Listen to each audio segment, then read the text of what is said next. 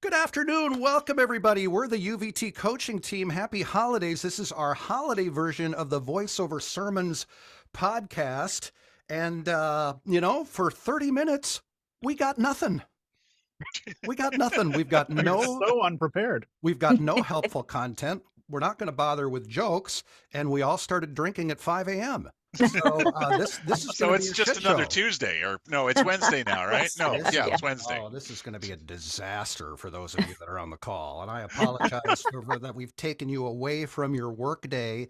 And those of you that are kind of a little tired of your corporate surroundings, maybe Monday through Friday, this live podcast episode is going to make you want to go back to your cube. Right. So thank you for those of you that have joined us. We're just here. We're going to talk a little voiceover. We're going to talk a little holiday fun and really anything goes. I'm waiting for Jan to eventually come into the call. Hopefully he'll get here. But then Amy Breedlove, who just started coaching with us part-time, she got hit with the double whammy. First she got the flu, and then she got COVID right after the flu. So she will not be, she might be joining us in the chat. So hopefully I just wanted to kind of introduce her to everybody, but, Garnet, you look really festival. You look really festive. You always had one of my favorite backdrops in your Zoom video. All the toys and fun shit that you've collected over the years. It's very admirable. Welcome to Toyland Studios, and Yeah. it's got this whole Santa's workshop kind of vibe going on. I don't know. It basically was born out of my wife limiting to what I could display in the common areas of the home. So it started out with just little bits and pieces, and then grew exponentially. And I really can't lay claim to any other space in the house, so it all gets put in here, which I'm okay with because I can think of worse places to spend my day than in front of a microphone surrounded by toys. Yeah, and what people don't know is you're actually in your outdoor dog kennel, but you've made it so you've made it so cool.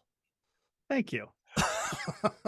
That's the beauty of Zoom. That's the beauty of Zoom. It only shows this much.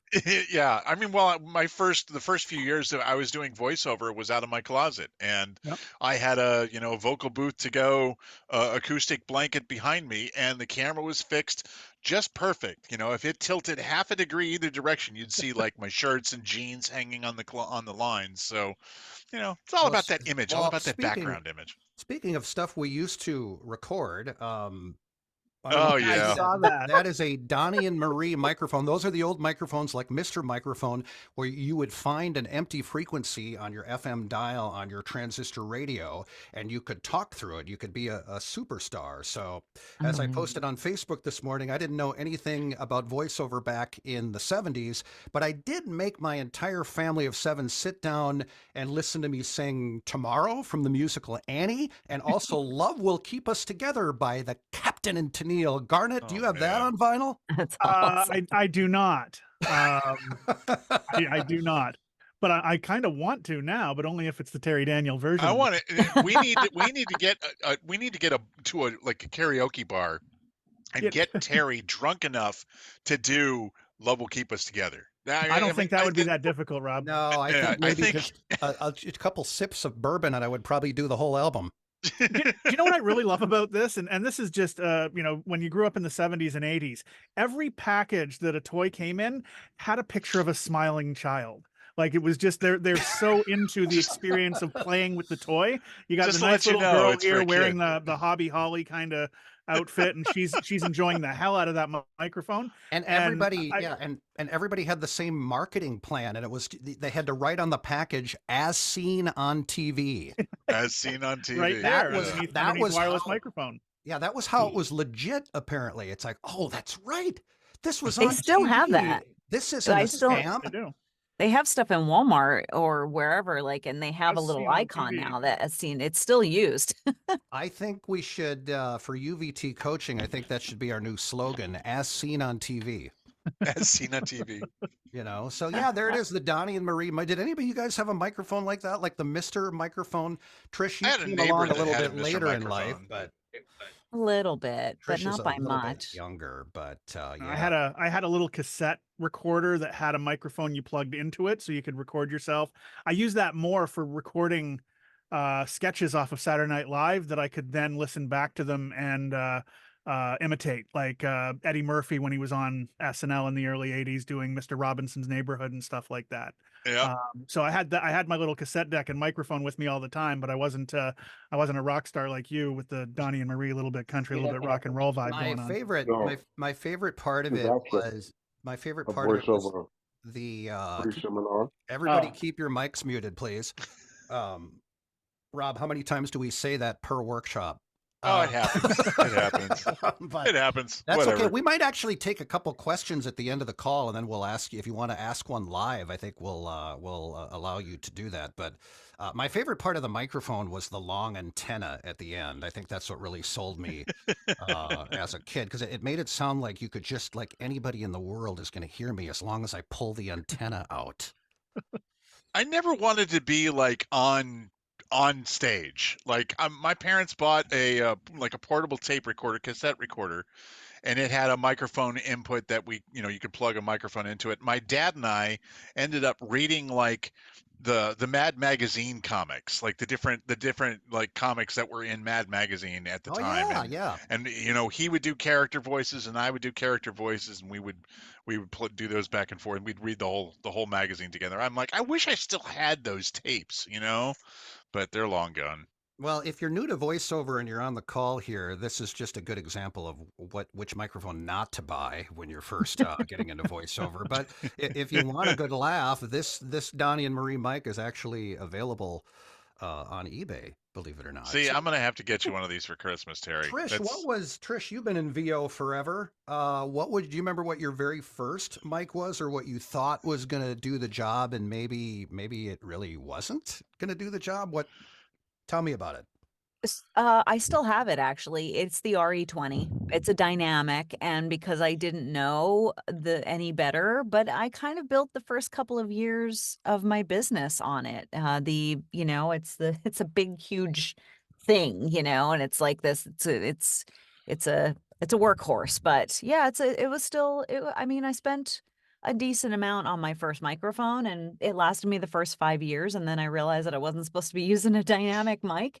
And not so much not used to, but those of you that don't know, the dynamic mics aren't they convey sound, but that's what they're meant to do, and pretty much all they're meant to do. So it's really just about, like, the condensers are a lot more sensitive, so they bring out more nuances of your voice and your voiceover performance, which is why they're better for VO.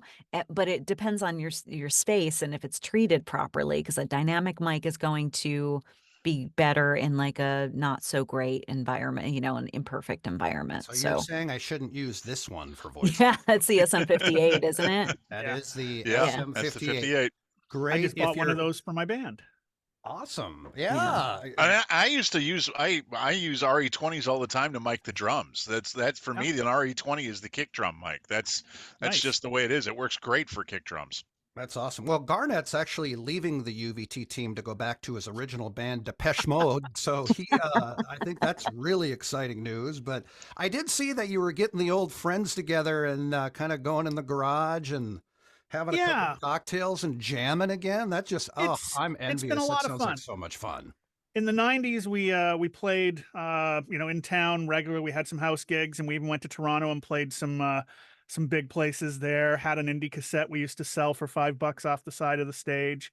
But then life happened, and we had kids and stuff. And then about a year and a half ago, we got together just as a one-off, and we kind of enjoyed it, just playing some of the old songs and trying some new stuff. And now it's a semi-regular thing where we're building a set list just for something to do. But once we get about 30 songs, we're probably going to say, all right, where do we want to play? We can go start knocking on doors and see if we can get back out there. Not to the extent we were doing before, but it's a lot of fun. And playing with these guys, I just like having something to a reason to get together and hang out with them on a regular basis, whether we were playing music or not. So, You know, and I don't even care if you guys are any good or not. I just want to be the first one to get the set list because I'm into that shit.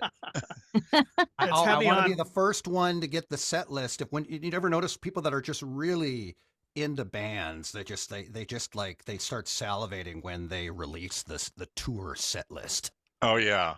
Yeah. I worked, I did some stuff with Austin City Limits, and Yeah. after the show, that's the first thing that anybody grabs is they reach over the monitors and try and grab the set list that's taped to the monitors, just so that they have a record of it. I can understand that. Like that's like the one keepsake that I could see like keeping and saying, "Oh, this is from the show. This was on the stage." But yeah, they're Now really you crazy about did set some. lists. What did you did some work with like Duran Duran was on the stage. Did you get together with like Simon Le Bon before the show started and ask if you could kind of like sing a couple of tunes with him? Like, you know, I was a is I there was a key, something I should know? Did you ask him if you could chime in on that song?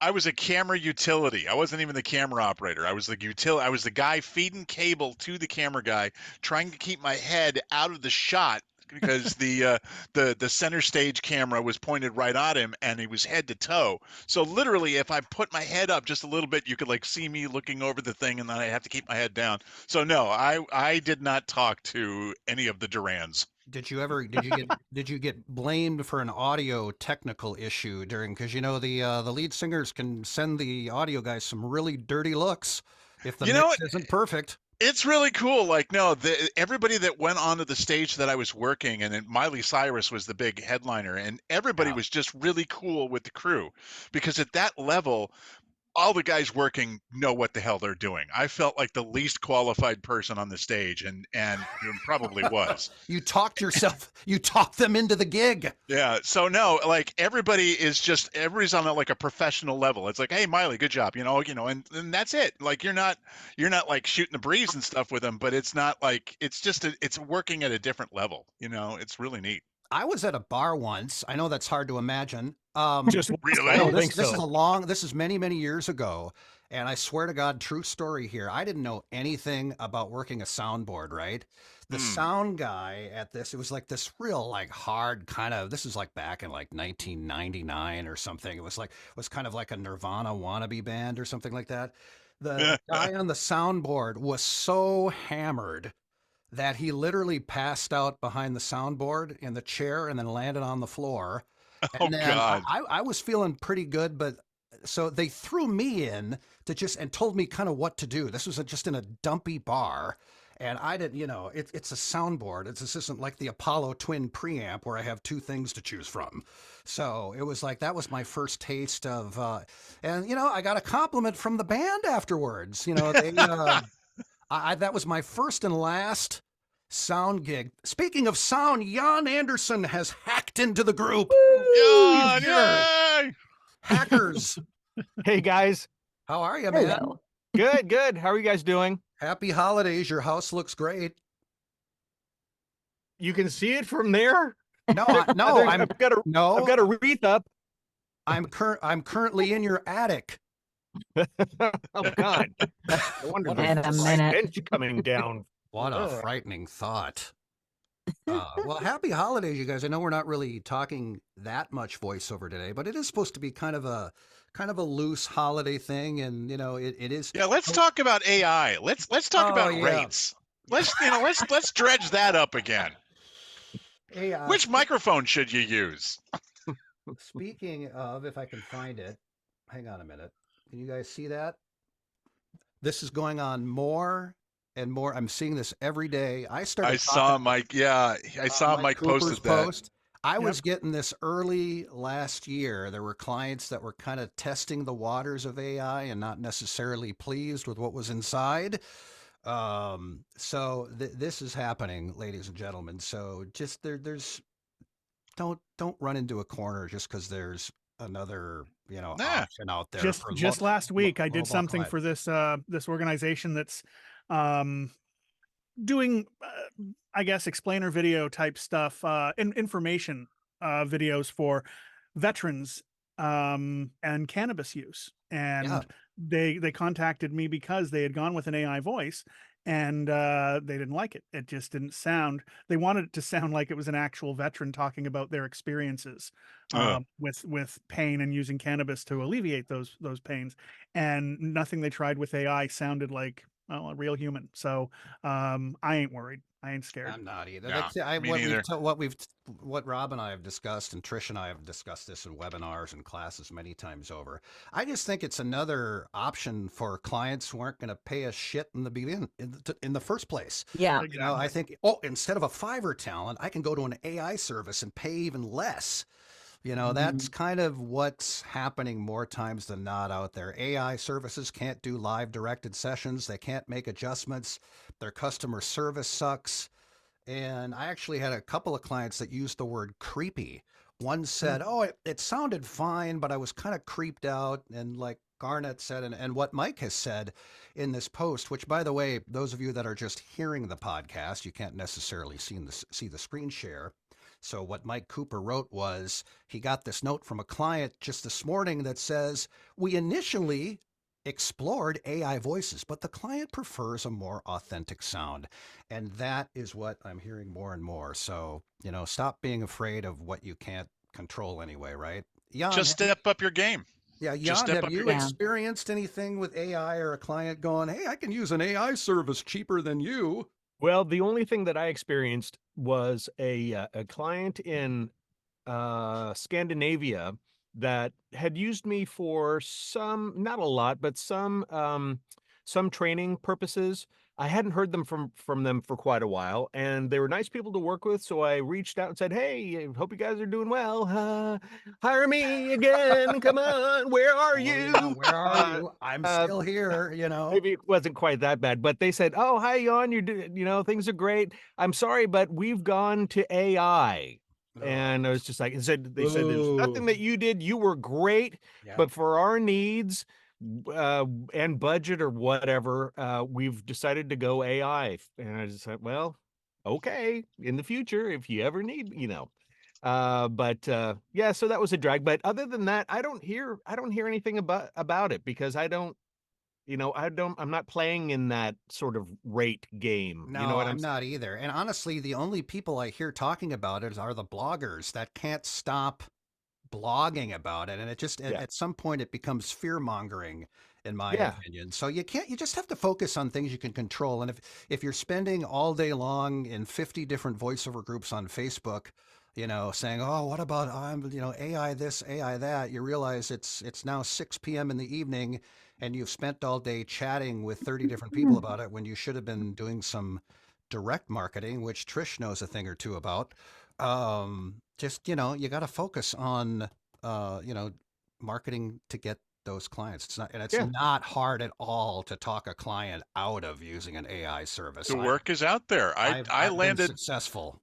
Yeah, I landed a client this past this summer that it was for the flight simulator game, and he actually it basically rescued the game away from AI because the AI sounded terrible. So, he was happy to use me, and he's actually come back, and I've worked with him on his second thing that's being done now, and yeah, it's just taking it away from AI and from people and from terrible VO that they found on Fiverr. So the work is out there. Just like I said, step up your game. Well, get I'm not better, even and you got nothing to worry about. I'm not even sure if you guys are aware of it, but Garnet is actually an AI coach. He's not even a real human being. He is a bot coach. Just do it louder and funnier. You've sat in on one of my sessions. That's the feedback. Yeah. Oh man, that would not be good feedback. No, all you guys always get tremendous feedback from all of our students, and I appreciate everything you've done for UVT. Damn. By the way, Amy Breedlove sorry, is in sorry. the chat. Oh, hi, Amy. Is I heard Amy's some in the background noise, chat. so I muted you, Aim. But just unmute yourself if you If you feel like if you you wanna come actually back can in. talk for 2 minutes, because I know you've been feeling pretty crappy these last few weeks, so you can either just chat in the chat box, or you can just come on and talk for a couple minutes. I'm gonna hire Tracy Ann to be my my press agent because Yeah. A Canadian legend, man. Yeah. That's at first glance, I thought she might have been exaggerating a little bit, but then when it sank in a little bit, you really are a legend, man. You're, when you walk into even any supermarket, people stop to notice. I am the best Canadian coach on this team. No argument. No argument. Did we ever have another coach from? Why do I always think that Mike Pongratz used to work with us? He never did he, Garnet? No, he did not. No, a good. But friend of ours. he is a Canadian legend in his own right. Yeah, he is. He's a Canadian legend. Trish is a New Jersey legend. Rob is an I'll take Austin it. legend, and I'm a Chisago Lakes legend, whatever the hell that means. Garnet, Jan, how you liken it in Oregon compared to you were in San Francisco area, right? Forever? Yeah, or close to there? the North Bay wine country, Napa, Sonoma, that Oh, area. yeah, I love that area. I'll tell you, it's a hell of a lot less expensive to live here. I'll tell you that much. Oh, And yeah. also, Yes. we have 4 seasons, which is great. It's beautiful here. It's gorgeous. It is gorgeous. It is. It is a lot colder in the winters, and not nearly as hot in the summers. So it's working out just fine. And we've got a cool little 1960s rancher house that we've been working on, and so it's been quite a project in and of itself. But things are good here, man. Things are good. looks Love it. great. Got a gorgeous sunny day today. Can't complain. This is so bizarre. This is Minnesota, and the high on Christmas Eve here is going to be 50 degrees. And Wow. it's just crazy. No snow. I don't think there's too many areas in the Yeah. country that are going to have much of a white Christmas here. But hey, let's talk favorite Christmas movies. I know this is one of Oh God. Garnet's favorite. If it's You're not wrong. this is the cheesiest. If you were doing most that to try and take a horrible shot movie at me, ever. you missed the mark, because I actually love that flick. Was it called A Very Brady Christmas? Is that correct? It indeed was, and I still have the VHS copy that I bought after I saw it on TV. I loved it. I was a latchkey kid, so when I was growing up, I watched a lot of reruns of classic sitcoms, and I loved the Brady Bunch. I watched the Brady Bunch variety show that they had in the 70s. Oh I my watched God. when the Oh daughters my got God. married and had their spin-off. Even the 30-something ripoff called The Brady's that aired. Oh, yeah, that was the kind of like a Brady's. drama. The Brady yeah. How about the Brady Brides? Do you remember that I one? watched it all. Couldn't when get they- enough. When they did the Brady variety show, wasn't Paul Lynn on that? Oh, everybody made an appearance. That's what variety shows were like. They had all the big names from back then: George Oh, my Gobel, Paul God. Lynn. Oh, yeah, George Gobel. That's right. God. I always George remember Gobel. that, Robert Reed wasn't exactly the greatest actor that ever lived. And I always felt that his acting just got worse as they got older and the more specials they did. Yeah. I think he just cared less and less. Oh, he did. If you ever read like Barry Williams' book, or like the making of the Brady Bunch, or some behind the scenes, like Yeah. Robert Reed argued with the screenwriters constantly. He just thought Yeah. he didn't want that hokey kind of comedy. I mean, it was in the 70s. I don't know what he was looking for, but just crazy stuff. Yeah, a Yeah. very Brady Christmas. In fact, we've got the entire script right here. Would you guys want to act out the whole special? Boy, do we. Oh man, Trish, you can play Marcia Brady. You go first.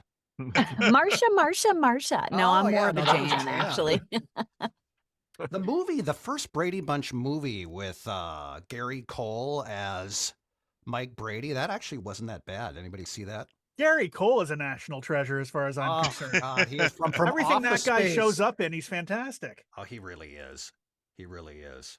But well, if anybody on the call, I suppose we should talk a little bit of VO as time is flying by. If you want to just pop any questions in the chat, Yeah. we can certainly try to answer a few questions. And Amy Breedlove is on your side, Garnet, because she loves A Very Brady Christmas. Thank you, Amy. Yeah. I It don't think really I ever does. saw that one. I like the Muppet one. That's my favorite. You know what? I thought the Muppet Christmas Carol was the scariest of all Christmas Carol I thought it renditions. was the best for that reason. Yeah, For wasn't that reason, with it's Michael supposed to Caine as scare you. Scrooge? Yeah, with Michael Caine as Scrooge. Yeah. I No, read that was perfect. I read a great quote recently because that was on TV again. Said the reason that that movie is so good is because Michael Caine treats the Muppets like humans, and Yeah. and conversely, Tim Curry, Curry. when he was in Muppet Treasure Island, that Yeah. movie is so good because he treated himself like a Muppet. So it's all about, as the actor, like, I guess, conforming to the others around you and elevating all performances. But Michael Caine told the Muppets that I'm not going to play this like some kids movie where I'm talking to a bunch of rag dolls. I'm going to do it as if they're all actors, and they're like, cool, do your thing, man. And that's why it just excels. Garnet, where did you hear that? Because somebody else brought up the same exact point. So I'm thinking that there's like I an read it on article. Facebook last week. It was an article. Oh, okay, yeah. All right. That is wild stuff. And by the way, if you want to learn a thing or two about acting, hopefully, I think you can. I don't know if you can see all of it because it used to be kind of this master class kind of thing. But Michael Caine does a tremendous on camera acting seminar, and it's the greatest thing I've ever seen in my life. Every little sample video I've seen of him Oh. giving acting advice has been fantastic. Tremendous. Love Just it. very, just he makes you think of things you would never, ever think. Just like Jan does in his coaching sessions with our students. Yeah, sure. John, when did you now we were talking about Garnet getting his band back together, but weren't you used to be a kind of a metalhead? Don't you play guitar and didn't you play around with a few guys like in a band? Still a metalhead, still an aging metalhead. Absolutely. Yeah. Well, But you're the one that got me into Megadeth, I think. good call. That Good doesn't call. surprise me. Yeah, absolutely. But it's weird because as I'm aging, I'm listening to it's funny. I used to only listen to hard rock and metal in my truck. Now I've got it tuned to a classical station. I don't know, something wild's going on in my happens, brain, man. but Wow. classical music is much better for my driving habits. But yeah, if it's not, I mean, during the holidays, it's holiday music whenever I turn on Spotify or what everything Oh, else. But yeah. it'll go back to my rockin' playlist as soon as the holidays are over. Well, hey, speaking of holidays, you all need to get this album. It's the Twisted Sister Christmas album. Wow. Called Twisted Christmas.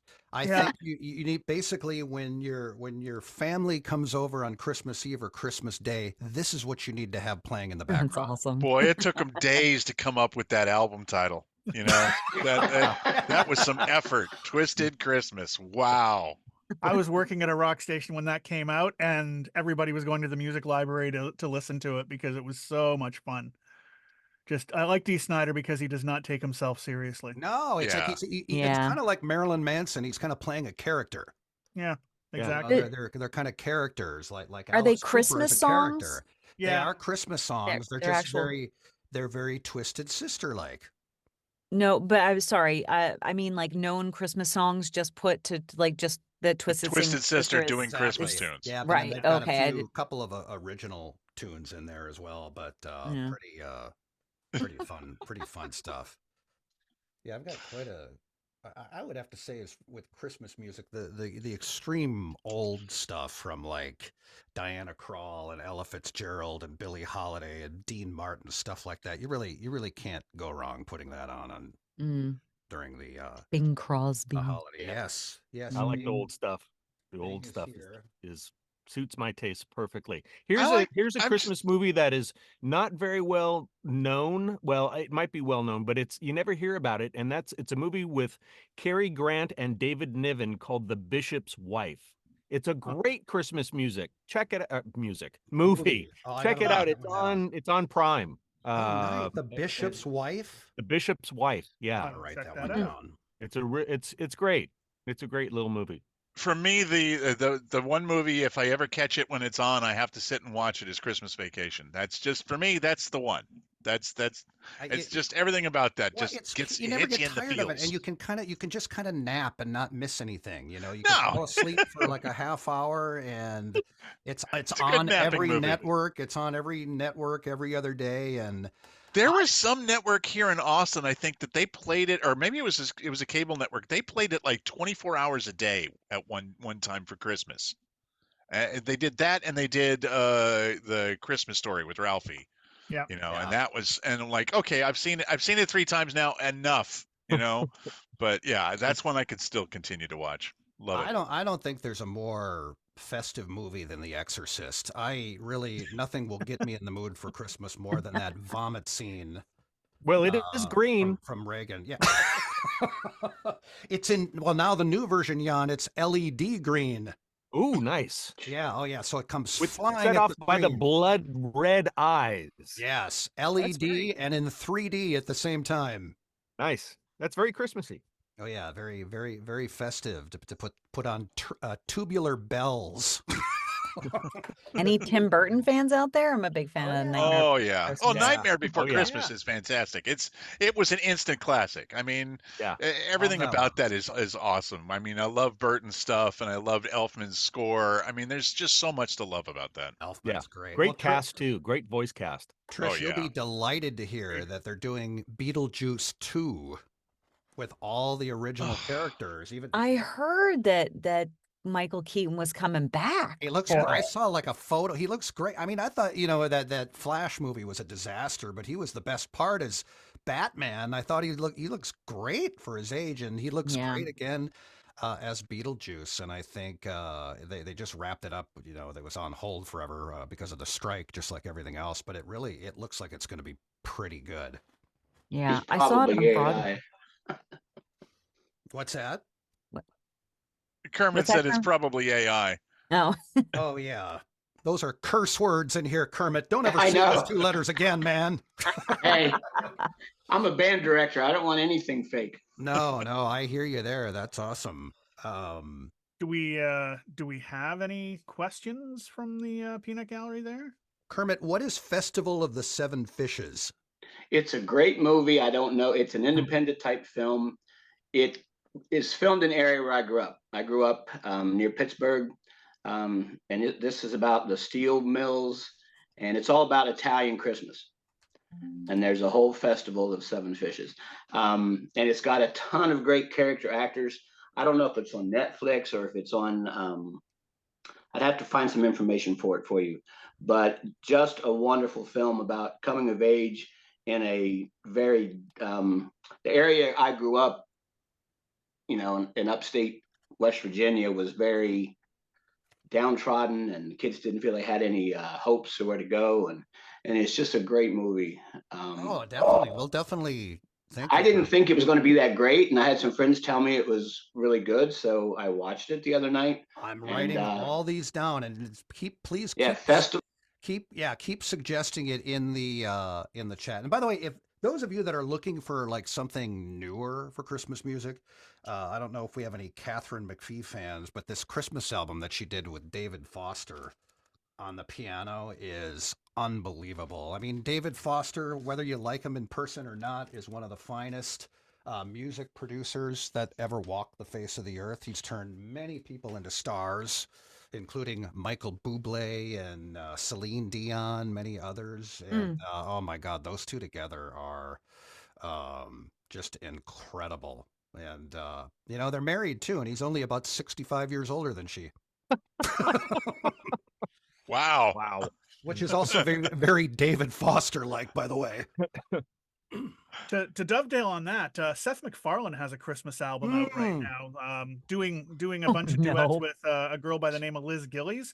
And I don't know if you've heard MacFarlane sing, but he channels like Sinatra, Tony Bennett. Like he's got that real old, jazz kind of sound. Yeah. He's fantastic. He really is. That doesn't surprise me. The album is so much fun because it kind of reminds you of like Bing and Rosemary Clooney doing like duets together. Like it's got that kind of vibe. So check that out. It's on Spotify. Seth MacFarlane and Liz Gillies. And it almost makes me mad sometimes how how freaking talented Seth MacFarlane is. It's Oh unfair. my My wife God, hates him yeah. because he's an animator. He's a very funny person to have created everything that he's created. He's an artist. He's a voice impressionist actor, a fantastic singer, and he, as my wife keeps pointing out, he's handsome as hell. So, yeah, it's almost like too much for one person in one lifetime. You know what he does? He looks like an incredibly good-looking Peter Brady grown up. He kind of does. He kind of Yeah, has kinda. that look. I could see that. And what's interesting is Seth actually revived a very sinking Adam West career when he invited Adam West to be the mayor He did. on is Mayor it Adam Family West. Guy, right? Yeah, Mayor Adam Yeah. West, and there's a great documentary on Prime about Adam West's career, and he just he said he owes his final chapter of life to Seth MacFarlane because he was just kind of not really doing a whole lot when he got signed on, and then he started making cameos on other shows and voicing other cartoons. And just remember, it doesn't necessarily have to be over when you're 75 years old. Mhm. There's always another birth. Really Yeah, good stuff. But well- I'll have to check that MacFarlane thing because he sang a couple holiday tunes at the tree lighting, the Rockefeller tree lighting, when they have that special on NBC every year. But so what about holiday plans? Are you doing something wild and crazy, Trish? No. I mean, I'm just going to visit my folks. You're not available for then- coaching sessions? No. Have I made sure that those days are blocked out? Oh, you better do it because somebody will always find tries them. to. Somebody will find them if they're not blocked. Yeah. But Um, I'm actually my local watering hole, my favorite place, and my boyfriend and I go to, which is not far. They actually are open on Christmas Eve, like Christmas Day evening. yeah. So like they open up at 6 p.m. on Christmas Day, and the place is packed because basically what happens is usually it gets really busy around 9 or 10 o'clock. They're open until 3 a.m. It's one of the few places in the area because in New Jersey, you're basically 2 a.m. is like the normal license, like liquor license thing. But some places are allowed, like you pay an extra whatever and they let you open until 3. So this is this place. And so we go there. We've been going there for the last several years, like on Christmas Day, like Christmas night. But what happens Like is a all the kids blast. come home. All the kids come home from school. And when the parents go to bed, they come out to the bar. Right. So like, it's a bunch of like there's a group of us that are of a certain age, but most of them are, it's like the 25 and under crowd. It can get pretty rowdy, but it's a lot of fun. And It's let's face it, as much as we love our families, isn't a few hours enough? yeah.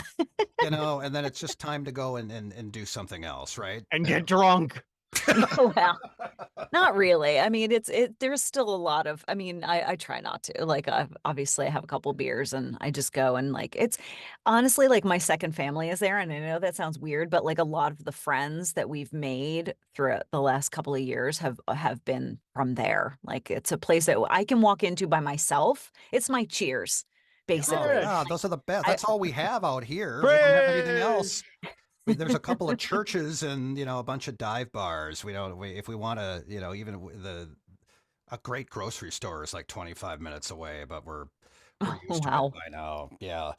Jan, do you do the big Griswold family Christmas, or do you keep it kind of small? No, it's very small this year. It's just going to be my wife and I. And Perfect. So yeah, I mean, quiet. We'll eat plenty well. And just, watch movies and listen to music and enjoy each other's company. And yeah, it'll be great. Now, do you secretly like those Hallmark Christmas movies, but you're just not admitting it? Yeah, Terry, that's exactly what I They're wanted to terrible. mention is my love for the Hallmark Christmas movies. Yeah, I shouldn't say they're terrible. They're just not my thing. but yeah. but it's funny. So saccharine. Everybody loved Yeah. them in 2020 because they were sick of the news. Yeah. It was an election year, COVID was going on, and suddenly these Hallmark movies they felt like the Wizard of Oz when you were watching them. It was just a breath of fresh air just to see something cheesy and happy. Yeah. Okay. Garnett, what used about you, man? What are you doing for the well, holidays? I used to fight. I used to fight my ex-wife. Well, maybe that's why she's my ex-wife.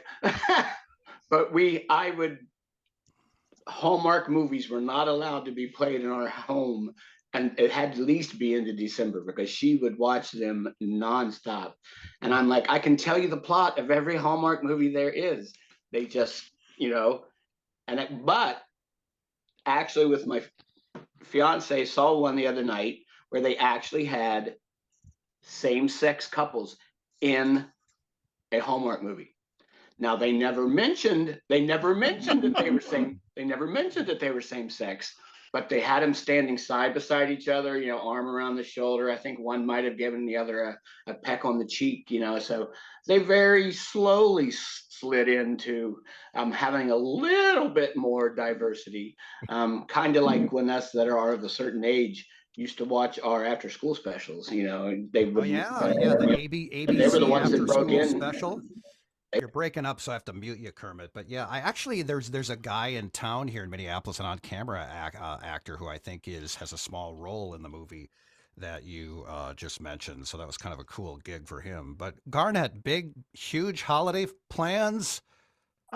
Christmas Eve, we are going to, my son has to work, but when he gets home, we're going to have dinner as a family and watch Die Hard. And Nice. the kids have never seen it. And Oh my God, you're kidding.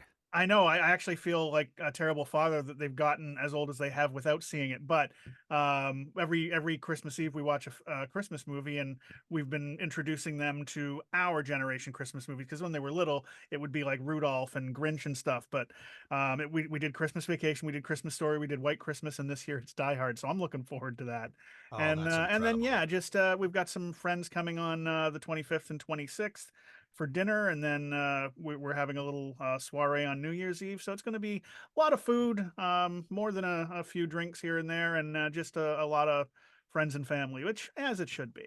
You know who has the sneakiest, best performance in Die Hard that everybody forgets about because everybody talks about Alan Rickman and Bruce Willis? That creep Ellis. I don't know the actor's name, but that creep Ellis who worked for the company, just a complete greaseball. I don't know who that guy was. Characters you love to hate. Yes, a completely underrated performance. Oh my God. Talk about a corporate sellout, right? Yeah, very, very, very festive. And of course, isn't Run DMC, don't they do the song at the very end? Christmas in Hollis, I believe. Yeah. Oh yeah. Yeah. And that's, when that came on, everybody just kind of, sealed the debate on whether Die Hard is a Christmas movie or not. And it clearly is. So's the second one. How about Bad Santa or like what's this one like Silent Night, Violent Night, or whatever the hell that is? Have you heard of this? I have a friend of mine that's real, like his Christmas tradition is they have to watch Bad Santa. And I took my wife, to our Christmas thing, and like all through the whole movie, she's just looking over at me like, really? and trying to explain to her like, oh, it's his sense of humor. He thinks this is funny. It's okay. Thankfully, that's not our Christmas movie. I don't know about Silent Night, Violent Night. That sounds kind of fun. If it's like cheesy, hokey horror movie, I'm there. That's that would be exactly fun. what it is. That's cool. Did you guys do a lot of like holiday VO work this year, or anybody do any like Christmas commercials or anything holiday related? Jan, did you have anything going on? Yeah. I had a flurry here and there. What surprised me, God, last month was that I had a commercial for St. Patrick's Day coming up. Yeah. Wow. What? Yeah. Well, they're planning ahead. That's what they Yeah, always they do. are. But the earliest Christmas, I don't even know if it was a commercial. It was something for Christmas a couple of years ago. I recorded it in the April before Christmas. That was the earliest Oh yeah. somebody ever got to me for a Christmas spot. But Well, yeah, I've done a fair amount of it this year. Well, there's so much I had prep. a few where I had to do Santa and elves stuff. That's cool. Fun. Nice.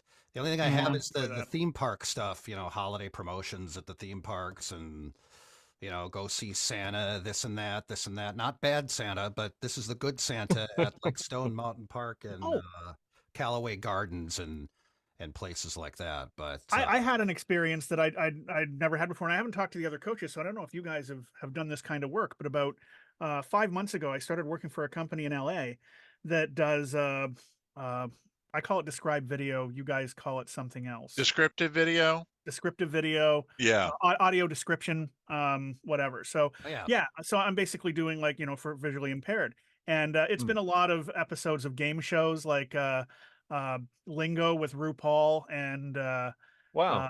there's some show on CBS called La Teria Loca or something like that. Sheila E's the drummer on that one, like Oh. in the band. But it's very been cool, interesting yeah. because I'd never done this type of work before. And you really have no context because I'm not reading the picture. I'm just getting the cues in my cans. So I don't know what's happened before I'm describing a scene, and then it immediately jumps to the next scene. So it's very difficult for me to envision everything. But one of the things they had me do 2 weeks ago was the lighting of the tree at the White House. Cool. So it was Oh, like cool. President Biden and Dr. Biden are there, and all the people that were performing. I was like describing what was happening as they take the stage and do their thing. So that was a Christmas voiceover that I got to do that was in a genre that prior to a few months ago I had no idea how it worked or what it involved. That's neat. very cool. I worked at a TV station and master control on a TV station, and that's one of the things that we had to verify, that in addition to audio and video and the correct show and all that, that descriptive video and the secondary audio, the Spanish, translation and all that stuff was correct. And so I always wondered about that. I'm like, I wonder how you get that kind of a gig. That's really cool. It's one of those like, you don't They- think about it, but it's a You useful don't hear job. about that They genre found very me on often. LinkedIn. Wow. There you They have There's it. found me on LinkedIn, and they sent me an email, and then boom, it was off and running. Nice. Excellent. Melissa Axelberth and Kelly Brennan are both doing a lot of that kind of work now. It's Oh, it's called audio description, I think. There's like a Yeah. proper term for it, and I'm trying to think. I think it's called audio description or Yeah, something. see, Here, I here in always heard Canada, it. we call it described video. Yeah, Okay, yeah. Yeah. in broadcast we call it descriptive video services, DVS. There you go. So I'm glad you mentioned LinkedIn because LinkedIn, we always talk about, okay, what's the best social media platform to market on, right? And I still love and respect LinkedIn because it's really the only social media platform that is left that has stayed true to its form. The same LinkedIn that came out really when they first came out. And I'm really good for pretty close to a dozen brand new clients every year just based on LinkedIn connections. Now, they all don't stay around forever, but it's still, connections that I made from LinkedIn that I haven't really gotten from a Twitter or, Facebook. Rob, do you get clients from Twitter? Because I know that you always say really controversial shit to get followers. no, I get I use Twitter as a way to vent. It really is. It is good for that. It is marketing. I mean, I am marketing in myself, and I'm putting my stuff out there, and I have a large following on Twitter, which is why I haven't jumped ship to one of the other platforms. But I don't know. I don't really market myself to clients on Twitter, but I do use LinkedIn, and that's to me, Twitter's my place to just be myself, and like that's the way I sound like at the bar after a hard day. Right. But yeah, when I'm working, it's LinkedIn. Well, it's good to vent about. I mean, I kind of use that to vent about sports. I mean, Facebook, I'm good for that every now and then as well, because I'm a diehard, very depressed Minnesota sports fan where we pretend to be very talented and then we ruin everybody's Christmas by losing to a team that even a college team could beat. Well, that's okay. Your state just got a brand new flag, so you could be happy about that. Because everybody's showing the picture of the flag, and God bless them. I just, I haven't really been able to invest much time in voting for Yeah. Minnesota state flag. So I apologize for that. But yeah, I don't think anybody's complaining that we're going to have a balmy Christmas Eve. I prefer a white Christmas, but then by the time the holidays are over, I really want summer to get here like immediately. That's the way it's going to be here. It's going to be like we're going to have this balmy Christmas, and then January, February, and March, the average temp is going to be about minus 15 degrees, and everybody will be crying about it on social media 24/7 so often that you'll have to start blocking people. Did you see Paul Strickwerda's photos lately? I think I forget where he is, but I think he's in Vermont or something like that, and he's just like covered in snow, and it looks very Norman Rockwell picturesque. And inside, I'm thinking, I wonder how sick he is of snow by now. Well, I'm glad that he kind of turned the corner. I think he needed to start posting things that were a little more joyful. He's a pretty joyful guy. No, he really is. He's a good friend. So I love the I fact can that he give him a stirs little the bit of pot. heat. I He love him definitely for that. stirs the pot, and he's had some issues with the way certain conferences have gone in the past and certain award ceremonies, and we don't need to really get into any of that. But I always, when people ask me about all this stuff, all this award stuff and conferences, I always reference Jan, because Jan, you have always stayed out of all of the hyperbole on Facebook and social media, all the glitz and glamour of all this stuff my that thing. everybody gets sucked in, and you focus on your business. That's it. Yeah, That's what's most important to me. I'm glad for everybody. I'm glad everybody's having fun and winning awards or doing whatever they're doing, and that's cool. But it's just not my thing, you know. Nope, it is. It's just like, and you got to be careful too, because you do have to, start. It's fun to like mingle with people, and Trish and I were there many, many, many years ago. It felt like we were at every conference together, and now we're just kind of really just focused on our business. And you got to be careful, because soon you get sucked into the social end of it, and then you don't have any time to work on your business. So you got to be careful with that in social media groups too, because, I tend to kind of float around and see what's going on, and it helps us with our classes to see what's out there and what people are talking about. But sometimes I see the same 15 names in well, voiceover as you know, groups. Terry, I dumped all my Facebook groups, voiceover Facebook groups, except for a couple. There's Voiceover Camp, Trish's group, Frameworks, Yeah. and then some more tech oriented stuff, and that's it. Yeah, what is the, like, don't you and Jim Edgar have that, or is that just Jim Edgar's tech group, or the VO Tech? That's a good one. That's a really good one. Yeah, that's a VO really good Tech one. Talk. Yes, is yes, Jim's. that's it. Yeah, that's his group. That's a good one. Yeah, I'm definitely on that one. And Garnet, didn't you start the, I don't know if you're active in it anymore, like the Gear Exchange one? Wasn't that you at some point? No. That was never you? No, that was never me. I had one called the Voiceover Fridge, which is still active, and people still occasionally post, but not that often. It was just a place to post your work, where you're basically given a license to brag, so you don't look like a douche on your own page. Say, hey, look what I did. So by creating the Voiceover Fridge, like a little kid that comes home with like something they're proud of, and the parents put it on the fridge, we had this group that you could post in there, and you don't got to feel worried about promoting yourself, because we're all friends and there's no judgment, and it was just a place to showcase your work. Nice. I really do. I hate when people go in to voiceover groups and they start promoting their voiceover group. Like people will come into voiceover camp, say, hey, if you want to learn about voiceovers, come on over here to Voiceover Camper. I do that with Voiceover Club. I go into I go into VOC sometimes, and I'll be like, "Hey." Well, that's fine, But, because they gave us free reign in that one, Trish, because Voiceover Yeah. Club really isn't our company. We have nothing to do with it. We just help moderate the group, and then we're allowed to do whatever we want in it. It's more or less kind of a playground for us. Mhm. But there is a Voiceover Club website that I have absolutely nothing to do with. I know the owner of it, but it's fun. There's like 20,000 people in that group, so Jeez. it's kind of fun. I don't know do how stuff or in there. why, but I've been a moderator for a voiceover group that is predominantly, and not predominantly, like 99% Indian, Hindi, Farsi, Arabic, and I don't know what the deal. I don't know how or why I became a mod, but I'm a mod, and they get hit. They made you a moderator. Yeah, because I Yeah. think because I bitched about the fact that there was so much spam in the group, and so they gave me moderator privileges, and so I see all the requests coming in, and there's like we've set up like questions like, this is for working voice talent and only working voice talent. So tell us, why do you want to be in the voiceover business? And the response I get is, thank you for joining this wonderful group.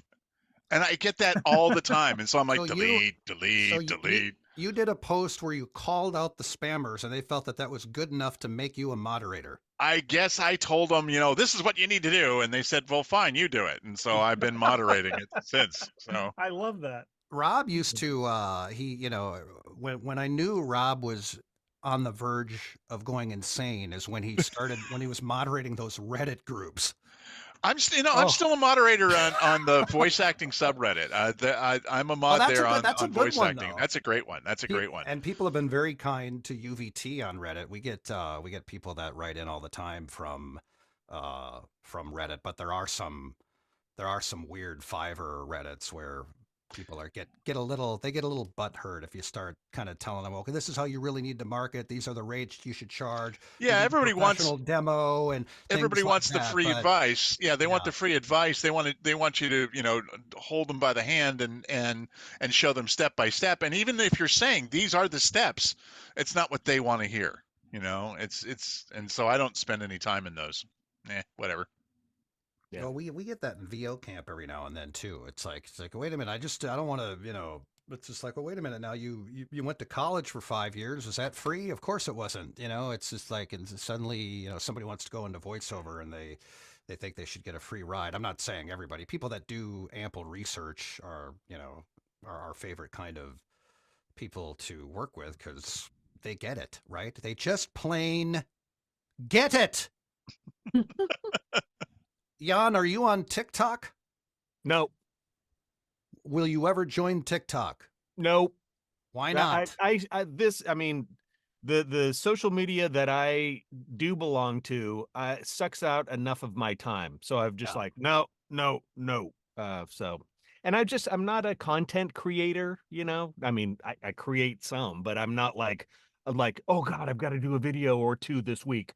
Oh yeah, I'm behind, that's not me. And so I do, I like Instagram and YouTube. I watch a ton of YouTube stuff, just surfing around. But, I just don't need more stuff to take my attention away. I've got other stuff I should be doing. Speaking of surfing around, I ran into Rob Marley's book on Amazon, and you might as well give it a plug because I'm going to talk about it just for a second. All right, so it's called "So You Want to Do VO," and all right, that's it. You don't get to say anything else. That's enough. Now I saw the book. Time's up. Good cover. And what's funny is there was it's like, here's some other books that we'd like to recommend. You get that whole thing, the thumbnails at the bottom, and we won't mention any names, but there was somebody's book where it was all about making six figures. Oh, there were $100 bills flying in front of the microphone, God. And it just looked like the schmaltziest cover. And that's when I ran into your book, Rob. It was so refreshing because it was just kind of this nice kind of user-friendly cover. And then there's this glitz and glamour of make six figures doing VO. Yeah. If you're brand new, if you're in this call and you're brand new to VO, stay away from that bullshit because it's just all. There's a lot of bottom feeders out there. Hang on, I have to vomit.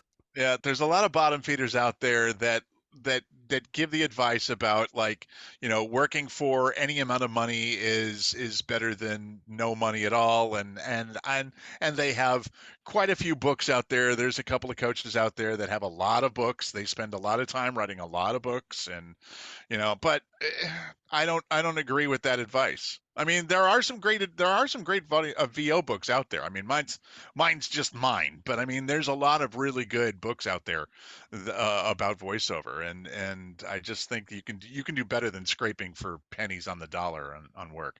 How do we get started about rates? Yeah, I thought we were going to talk about rates. No, I don't want to talk about rates. We'll save that. It's Christmas. We'll save that for a class, but I do want to just quickly go through the UVT team, and we can do this briefly because I don't know how much time we have. Jan, you got to get out of here, I think, pretty soon. Yeah, I do.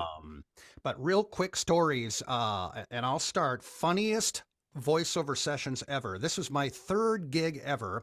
I did a tag for a law firm, Schwabel, Getz, and Sieben here in Minnesota. I thought it was going to be the easiest gig ever, right? So that was the tag. Schwabel, Getz, and Sieben, Minnesota's attorney I powerhouse. thought there was a You know, third right? name in there. Good. Yeah, there might have been another one, but maybe that guy got fired or something, or got arrested for tax evasion. I don't know. So I'm doing this gig. It's like my third VO gig ever, right? Well, quite many years ago, and I'm like, this is gonna take me like 10 minutes, right? It's a live directed session. First of all, every employee from the law firm came in to chime in on the direction. There were 15 guys in suits, I swear to God. And I must have read the tag about 87 times. Wasn't it like And 3 hours or it was something? awful. It was painful. It was awful. Now, thank God, my ego is so huge that I would have walked out of the session. But 20, 20 years ago, you know, it's like, okay, I need to be professional here. You know, it's hard. It was hard not to get irritated because they had all these different. I don't mind doing it 50 times, but when you have like 8 people trying to direct you, and it was a tag. It was a tag. It was unbelievable. It was a good learning experience, and I am grateful that that happened early in my career because we learn, we move on, and we get better from it. But holy hell, man, I would never wish that upon anybody. And thank God things got better after that. But Trish, how about you? Do you have any weird VO stories, even if they're a little creepy? You know, like Heather Costa had that guy that hired her to do all those sneezes. He had a sneeze. Oh, that wasn't even real. That was like that was a scam. Oh my That was like an God. ongoing Fetishist. thing. It was he Yeah. had some fetish weirdo that was calling up women, voiceover women that Oh. just asked them to sneeze as auditions. It was bizarre. Oh, You can't make Oh this my stuff. God. This is the I stuff. don't know. Does she know that it was a scam? I think she does now, yeah. But Oh, that's the kind of okay. stuff that I want to have in my voiceover book. No, The funny I mean, part of the voiceover business. I definitely have a few stories through the years, but the one of the biggest things that it's more of odd direction. Some Oh, guy yeah. asked me to sound rounder, and Rounder. I'm like, How would you what? sound rounder? Did you Like, tell Rounder. I know that's the problem. Did you But you tell know him to what? give you an example of that? No, you know what I did? I kind of made because I was being directed in his booth. It was a studio in New Jersey. This was years ago. And I'm like, I could see him through the glass and I could hear it, you know, you can kind of hear if you don't have your headphones on. So, you know, and he's like, I need you to sound a little rounder. And I'm like, and I look at him, I'm like, Rounder. okay, I got you. And and I redid the read and he was like, that was perfect. I had no idea what I was doing, but I just did it a little bit differently. And I was like, I know exactly what you're talking about because asking him to like, you know, expound on things was not going to happen. So I was just like, oh yeah, totally. I got you. fake And it till you make it. worked. So other than that, Rounder. though, I gotta write that one down, man. I need a little bit more of a rounder read. As a sound guy, I was working with a band at an amusement park, and the lead singer was kind of a diva, and she had some complaint about how the house sounded, and she's like, it sounds like the drums sound a little fuh. And in my head, I'm thinking, what the hell does "fuh" mean? Fuh. But she's like, yeah, you know, can you just do a little something to it? And so during the rehearsal, during the set warm up, I just basically put my hands on the faders and pretended to twist some knobs. And I'm like, how's that? She's like, oh, it's much better. Okay, cool, great. I'm glad we can work now. All right. Was it Alison Krauss? No, no, it was just the house band. But boy, they were fun to work with. I got a fun. I'll tell you off air. Like this is a radio show, right? I'll tell you off air. I got a funny Alison Krauss story for you. I'll talk All right. tomorrow about it. But Garnet, how about you? Do you have any weird? How about any like weird direction for a script or anything that just kind of the whole time you felt kind How of family creeped friendly out? is this? Oh, I think it's the holidays. I think I think we're good as long as it's not a heavy R rated. All right. Fam. Okay. All right. It's Everybody's the an weirdest adult damn here. direction I've ever been given. It was for a animated series I was working on. Pongratz did an episode or two with me as well.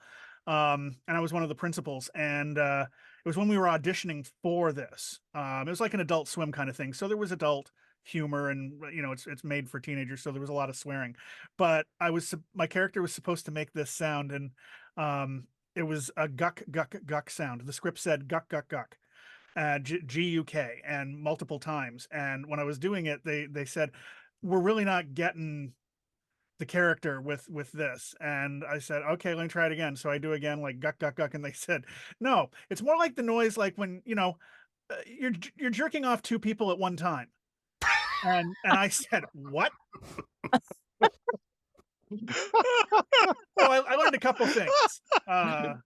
One of which is what it sounds like when That's you what do it that. sounds like. Apparently, it sounds like guck guck guck. But Clearly, the yeah, director was a voice of experience. that was the weirdest goddamn. And you know what? They Wow. did it with such a straight face, because it's serious, right? Like, you got the director, engineer, clients from the studio that's making the cartoon. Like, they're all in the booth, and they all have stone faces as he says that.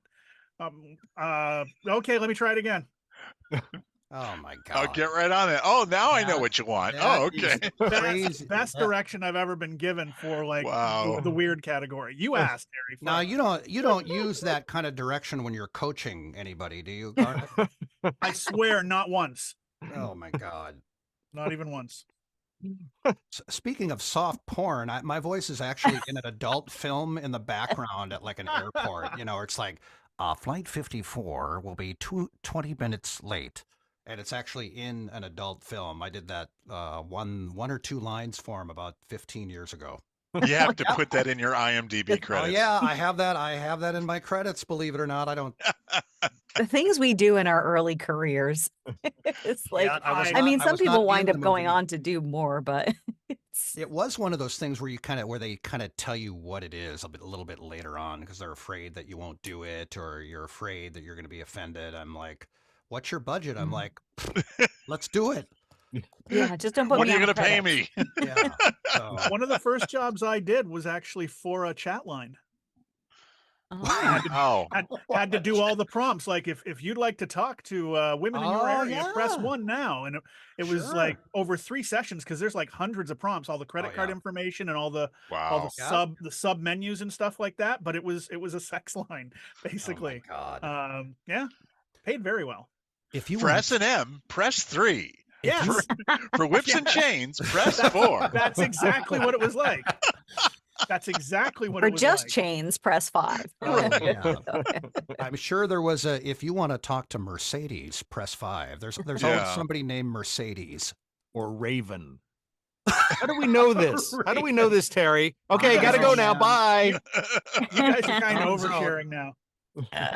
All We're right, All right, sneezing. back to Christmas. We're sneezing, back to- press back to 6. the holiday Right. season. Jan, do you have a funny voiceover session story, or you got like a list of just some crazy direction from a client that you're kind of like, how I've- do they I've want it told- read? I've told this story as an example to some of our students before, as an example of be prepared to expect anything in a directed session. And that was, I had been doing a bunch of training for BMW, and it was through my client was in England, and we were bouncing over to Germany to have a directed session. And I had already done 4 or 5 of these things. And so I was like, oh, great, cool, another one. I know how this is going to go. Easy peasy. Awesome. Yep. So I get on there, and it's going great. And I launch into the read, and then the guy from BMW chimes in. He goes, yes, Jan, you're sounding very good today. Very good. Yes. But I need you to slow down here. So, okay. All right. I'll slow down. So I slow down and I start again. Yes, Jan, that sounds wonderful. But you really, really need to slow down 50% slower. I'm like, okay. And so finally it gets to the point where I start tripping over my words, because I just am not used to reading or speaking that slowly. And I'm sweating bullets. Thank God it wasn't over Zoom or something like that, because I'm just like, oh, okay. Oh, I mean, the whole man. thing, it still only took 20 minutes. I felt like it was hell, but they were fine and dandy. That's great, Jan. Thank you. See you next time. And by the end, I'm Exhausting. like, Oh yeah. It can Oh be- my God. You So need to- just, so it's just like, God, I mean, that was one of several interesting sessions that taught me to just be ready for anything. I lost a gig that was like that. Oh, really? It was one of those as late night as seen on TV kind of things. It was a tile cleaner that, they wanted me to sound very excited and animated, and I did it, and it was a directed session, and I did it live. I'm like, exciting and wow, and he's like, no, it needs to be much more, and you need to sound like you just won the lottery. And I'm like, in my head again, it's a tile cleaner, man. I could be pretty damn excited about it, but and by the end of it, like, it was a 45-minute session, and by the end of it, I was just hollering, just full on, Yeah, you're yelling. belting it out as loud as I could. And they ended up like they called me the next day and said that they decided to use the director as the voiceover instead of me because he was more animated. And the producer said, yeah, and it sounds like shit anyway, so don't worry about it. So, Oh, God. but they paid me half the job, so at least that was Well, nice at because least you all got that that. screaming. My Yeah. favorite is when they want medical narration sounding warm and authentic. Yeah. Uh-huh. Warm, authentic, and it's written medical like a narration. textbook. Yeah. Yeah. Oh, yeah. It's like, we want that guy next door conversational thing. I'm like, well, you might want to write the script that way because this looks like it was written by a doctor. But- Yeah. All right. You know what? We got to run here because we've gone way over, but I want to thank everybody who joined the call live. Happy holidays to everybody. If you're on the call and you're not working with us, you really should be. Just go to uvtcoaching.com and you'll learn more about our team, what we do and how we help talents. But I want to thank Trish, Rob, Garnet, Jan. Amy was in here for a little bit, lurking in the background. Happy Get well soon, holidays Amy. to each Yeah. and every one of you, and we'll post the video of this on Voiceover Camp. We couldn't, the live feed app from Zoom was not working today, so we had to do it this way. But happy holidays, everybody! Thank you, Happy guys. holidays. Happy Take holidays, care. guys. Take care, everybody. Merry Christmas.